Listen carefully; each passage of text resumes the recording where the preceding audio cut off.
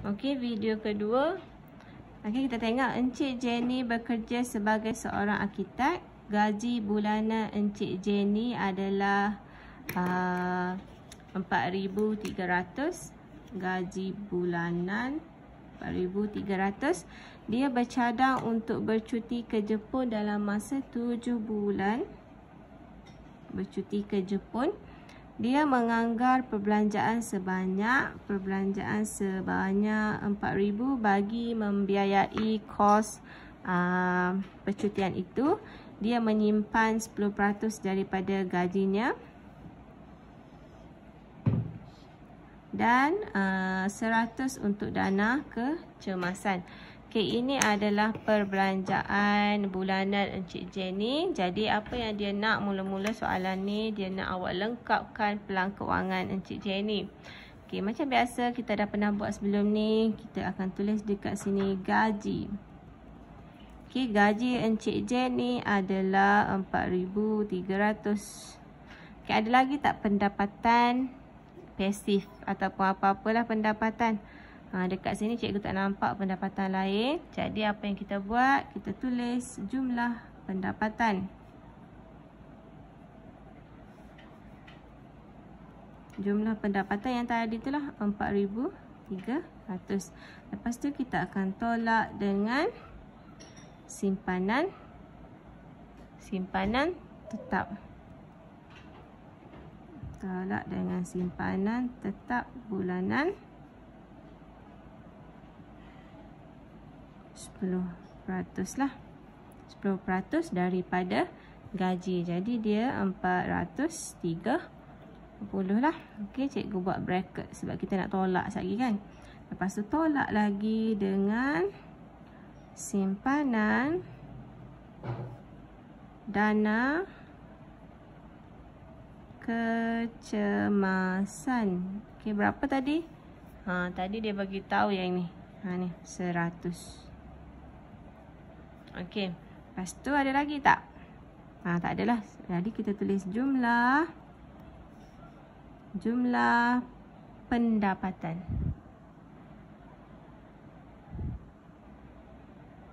Okey, kita tulis jumlah bukan jumlah, kita tulis, sorry cikgu pun silap dah. Okey, kita tulis baki pendapatan. Tadi ada dah jumlah pendapatan, takkan jumlah pendapatan lagi. Kita tulis baki pendapatan. Okey, baki pendapatan. Jadi 4,300 tolak 430 tolak 100 jadi 3,770. Jadi 3,770 letak di baris ni lah. Okey. Okey, lagi dia kata tolak perbelanjaan tetap. Okey, perbelanjaan tetap angsuran kereta. Tetap kan angsuran kereta kan, bulan-bulan kena bayar. Jadi 800. Bil utility ini perbelanjaan tidak tetap. Bil utility 200. Okey, sewa rumah tetap 600. Lepas tu premium insurans, perbelanjaan tidak tetap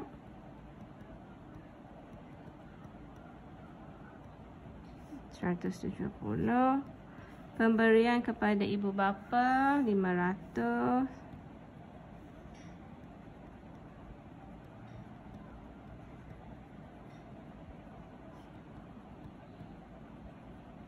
Perbelanjaan dapur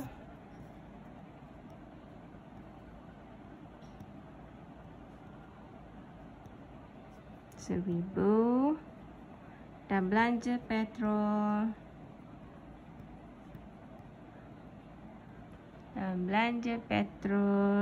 sebanyak berapa? 500 kan.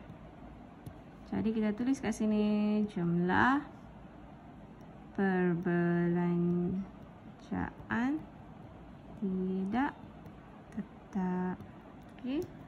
Jadi yang ini cikgu tambah dulu. Sini jumlah perbelanjaan tetap.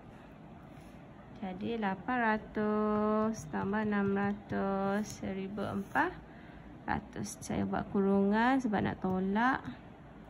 200 tambah 170 tambah 500 tambah 1000 tambah 500, 2370.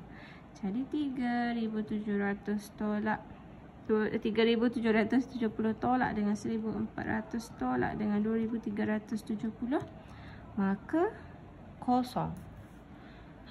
Kosong. Kosong maksudnya tak ada lebihan yang tinggal. Tak kurang, tak lebih. Kosong lah. Okey. Jadi soalan dia, bolehkah matlamat keuangan Cik Jenny boleh dicapai? Okey.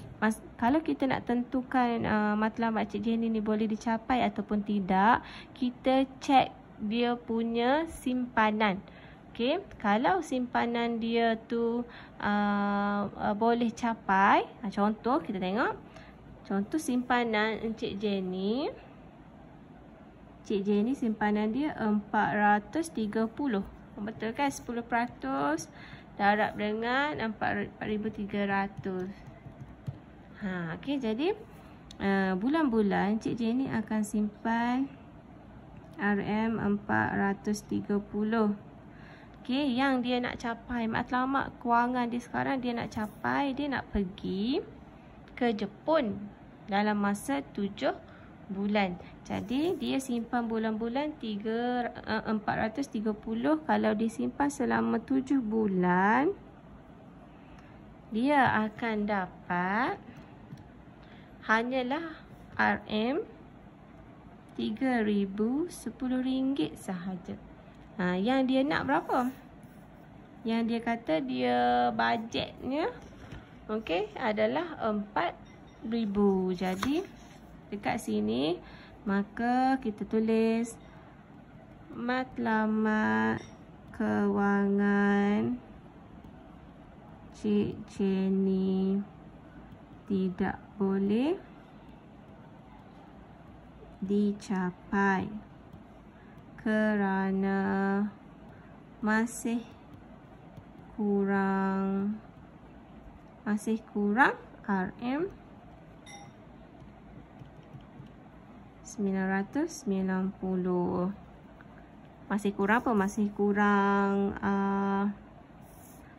kurang perbelanjaan yang diperlukan.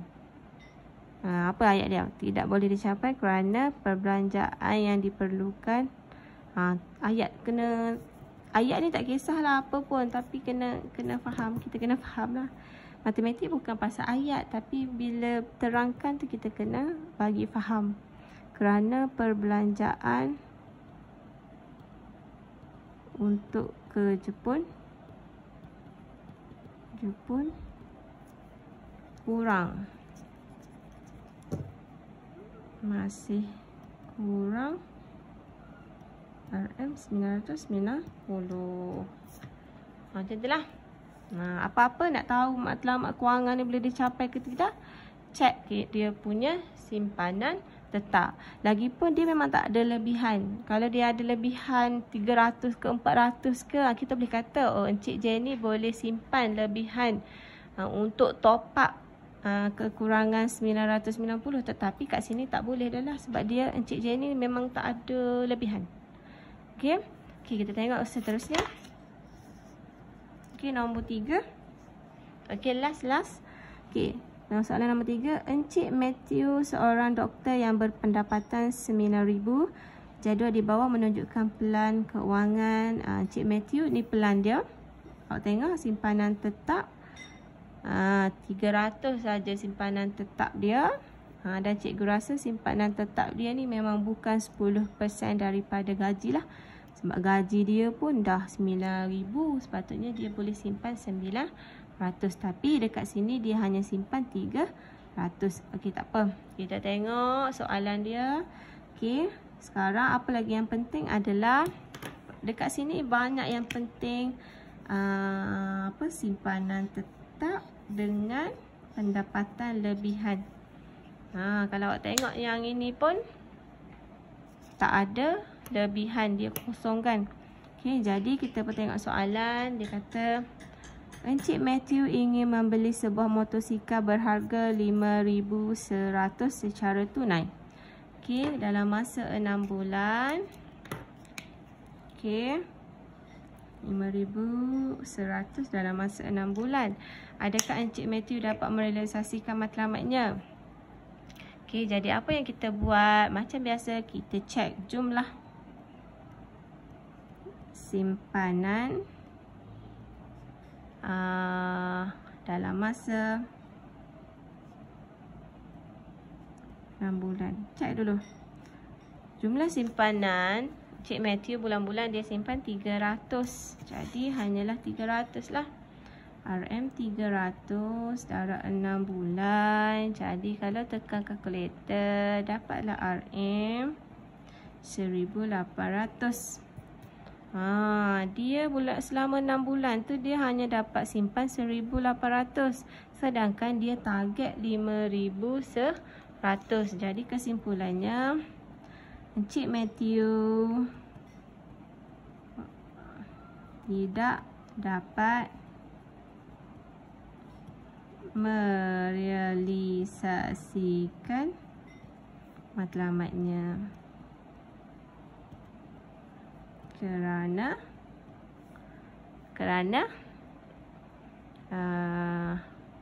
jumlah simpanan dalam masa 6 bulannya tidak mencukupi. Macam tulislah.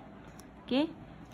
Okey, lagi dia tanya berapakah yang perlu Encik Matthew simpan dalam sebulan bagi mencapai matlamatnya. Okey, sekarang harga motosikal adalah 5,100. Lepas tu Encik Matthew ni dia nak dalam masa 6 bulan. Mesti dia ada konvoi nak pergi mana-mana kan dalam masa 6 bulan. 6 bulan. Jadi apa yang kita buat? Ini dia punya target duit nak. Kita bahagilah dengan bulan yang dia target tu. Dia target 6 bulan. Okey, jadi kalau lah kita nak tahu kan sebulan tu dia kena simpan berapa. Jadi yang dia nak 5,100 kan, bahagilah dengan 6 bulan. Jadi bulan-bulan sepatutnya dia simpan 850. Kalau ikutkan, kalau dia betul-betul simpan 10% daripada gaji, okey, 10% daripada gaji sepatutnya 900 kan. Maknanya dia boleh capai. Tapi di sini dah lebihan dia pun kosong. Maknanya dia perlu melakukan penjimatan dekat mana-mana keperluan tidak tetap. Contohnya keperluan dapur. Dia boleh potong keperluan dapur ni ikutlah 100 ke 200 ke jimat lah. Okey. Belanja tool ke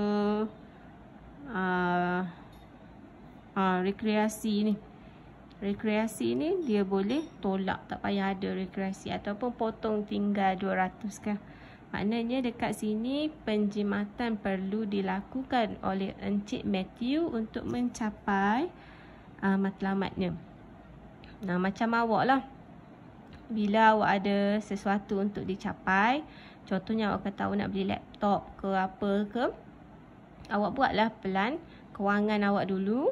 Lepas tu jika tak boleh capai, awak kena fikir macam mana nak capai. Kita kena berjimat. Okey, itu sahaja. Okey, terima kasih.